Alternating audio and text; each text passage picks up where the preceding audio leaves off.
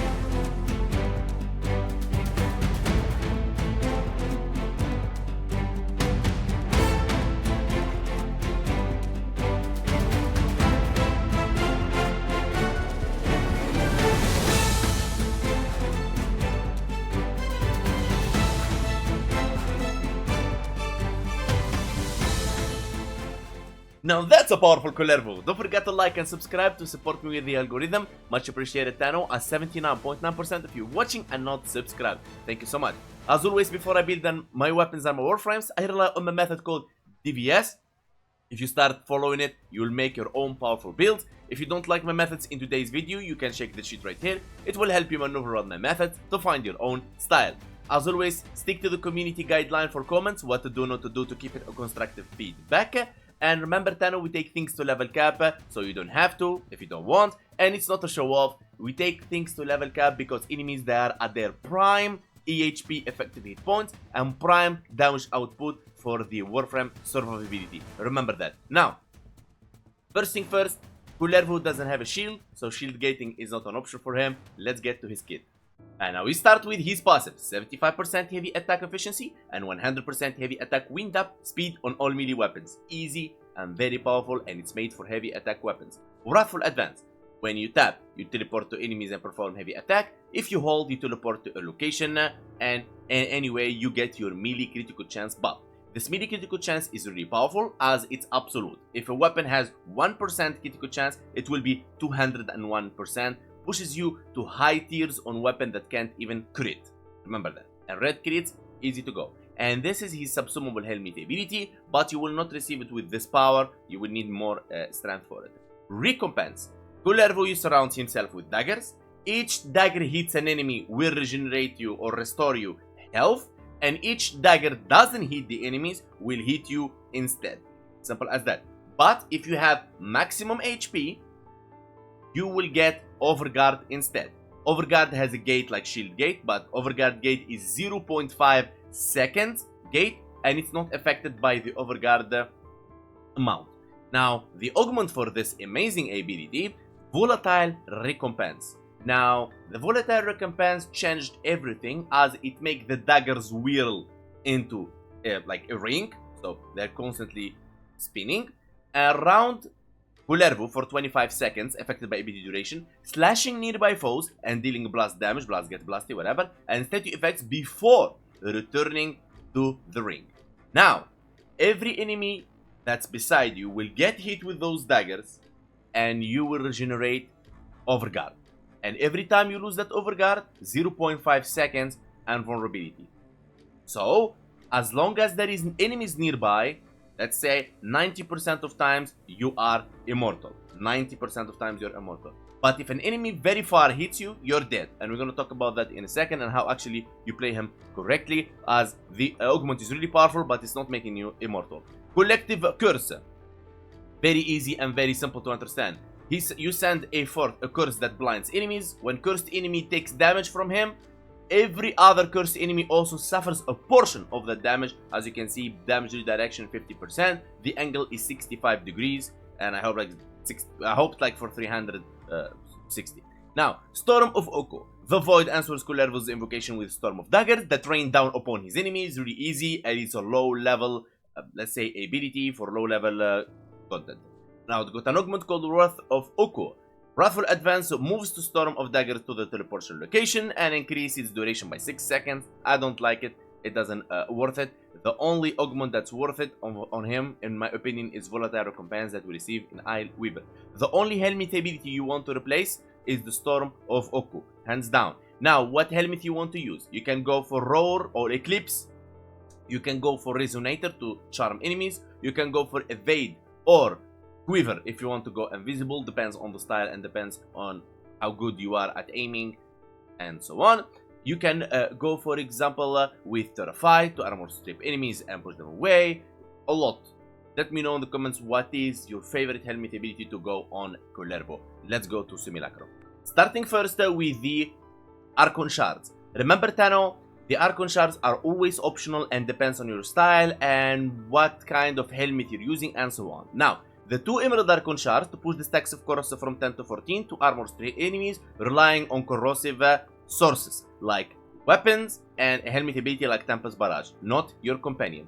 But if you have another meaning of armor strip like your Nairo or for example a Helminth ability, you don't need the Emerald Archon shards. Just go for more Violet or more Strength. Now, the other Archon shard, Violet Archon shard for 25% melee critical damage when max energy is over 500.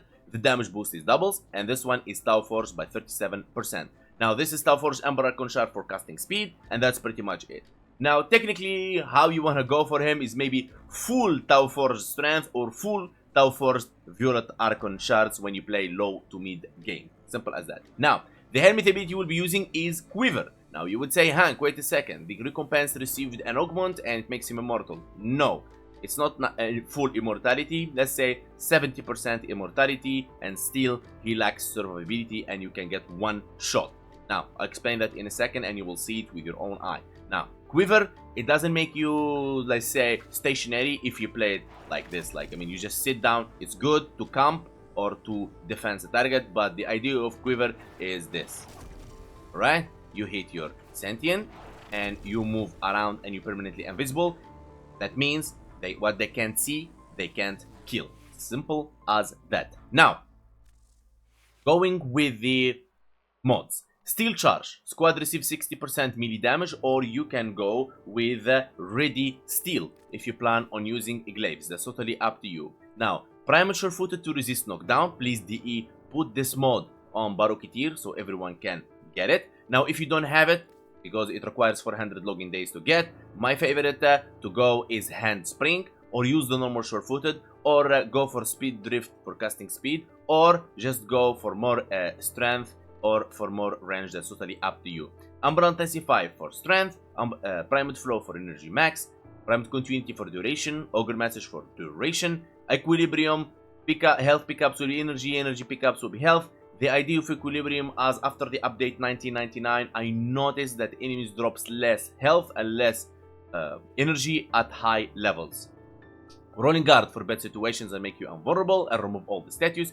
Volatile Recompense is the augment we talked about. Stretch for range for our Quiver and a little bit our Recompense. Now, Arcane Crepuscular is the inspiration of this build, as we will be invisible with this guy pushing Wrathful Advance to high 288% melee critical chance tier 3, and let's say the weapon has some critical chance to it. So Arcane Crepuscular, while invisible, gain 30% ability strength and 3 times final critical damage. Arcane Energize for energy, and that's pretty much it. Now, the reason we go for easy builds and comfortable builds, as I always prioritize comfort, as there is 60 Warframes in the game, and I can't every single time give you a very complicated synergy build that if you doesn't play it for a month, you have to come back watch my videos to play it. So think about it, a simple, comfy, powerful, tested builds at the highest level in the game. Simple as that. Alright, now, Sedo You can use it for priming. Compressor, you can use it for priming, and compressor is the carry here. Corrosive, viral, and magnetic. Magnetic against the overguarded and shielded enemies. The corrosive to armor strip enemies, and viral for the 10 stacks 325%, and that's the VS. Now, a glaive prime build is just, this is the build I already use all the time, melee influence and so on and so on. Now, Madurai is what I used during the run, and I did 650 million damage with it. The amp I used 177. My set means Raplak Prism, Propa Scaffold, Thirsty Brace. And then I use the two arcanes, Eternal Enslout and Eternal Redicate. For my operator, I'm using Magus Lockdown and Magus Elevate. When it comes to Nautilus Prime, this is the build for him. Now, you can go, of course, for a new era. The shield one is for shielded enemies, Cordon to pull enemies, Duplex for the clones, Assault to attack, Vacuum for the loot, Manifold for more Cordon, Shield, Armor, Health, Fire Rate, Tenacious Bond for critical damage. If your Sentient has 50% plus critical chance, the best Sentient weapon in the game for me is Virglass Prime. But you need the Riven to push the 50% plus critical chance. But if you don't have Virglass, it's okay. You can run Primed Laser Rifle, Volclock, or Burst Laser Prime, and that's pretty much it. Now let's go for some testing, and I show you what I meant earlier when I said 70% immortality.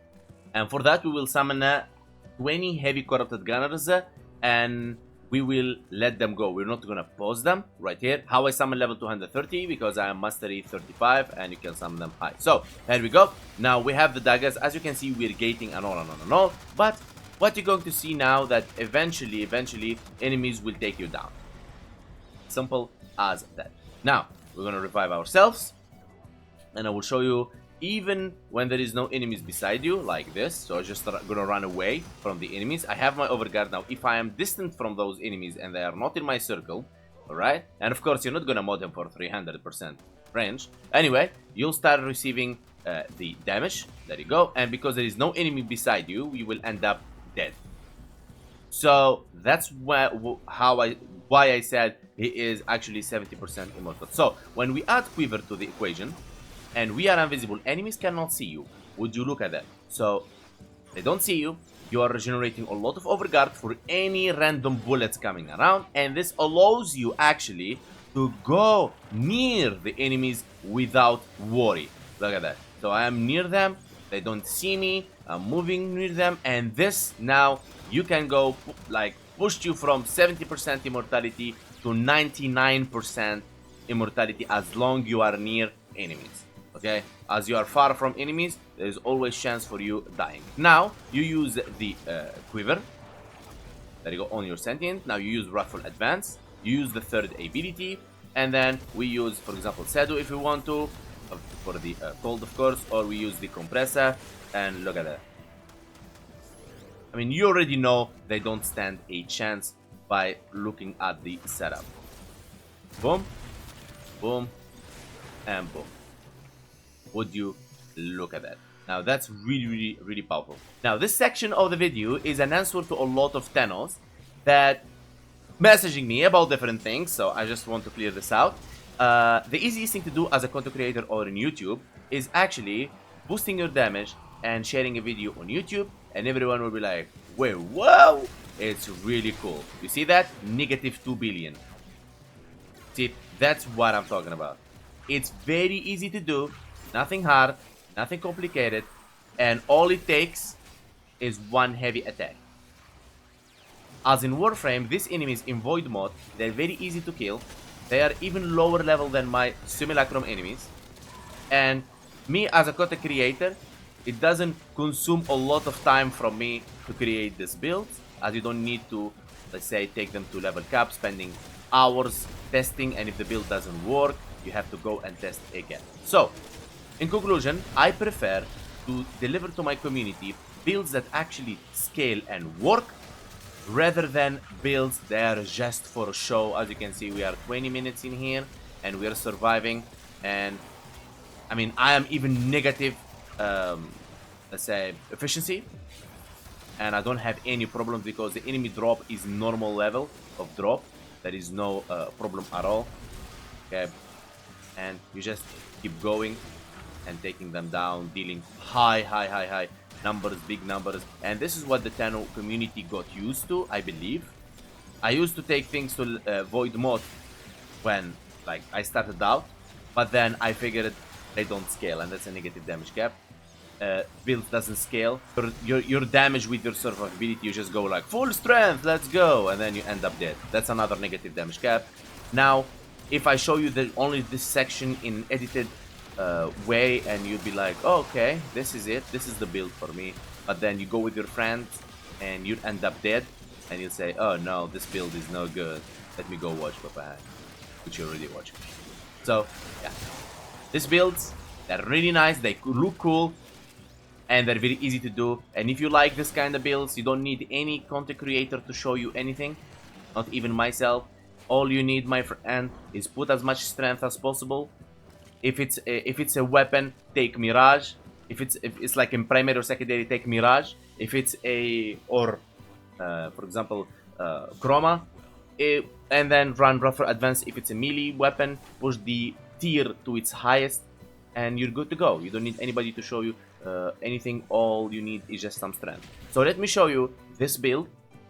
That, of course, the only way this build can go to level cap is by using Vazarin, alright? Or, I don't know, hiding in some corner or something like that, and it's going to be very, very frustrating even if you make it to level cap. So, there you go, Steel Charge, Precision Intensify, Flow, Continuity, Ogre, Secrets, Volatile Recompense, Blind Rage, Running Guard, Fortitude, Fury, and Energize, and Eclipse on Force ability for 110% damage increase, and Wrathful Advance, and you're good to go. Congratulations, easy as that. Tenno Grigory build in the channel, go check it out. Simple as that. And by this we reach the end of our video. I really hope you find it helpful. Kullervo is always an amazing crit heavy attack Warframe. I will give him 8 out of 10 for the boosts, and I will give him 5 out of 10 for survivability. DE did a good job with this augment, but it needs more. It needs more. Maybe if DE decides somehow to make the overguard also function like the shields, so maybe then we can consider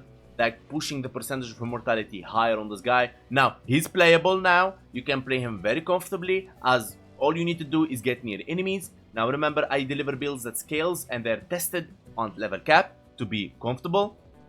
Pushing for builds with damage is really easy, and the easiest thing actually you can do in Warframe. I want to say thank you so much for supporting me all the way, for liking, subbing, commenting, joining my Discord link in the description, or following me on Twitch or TikTok. Special thanks to Hall of Members, special VIPs, and Disputed Donator, and Hall of Donations, and everyone in my community. And I will see you guys on the next one. Big love to you all.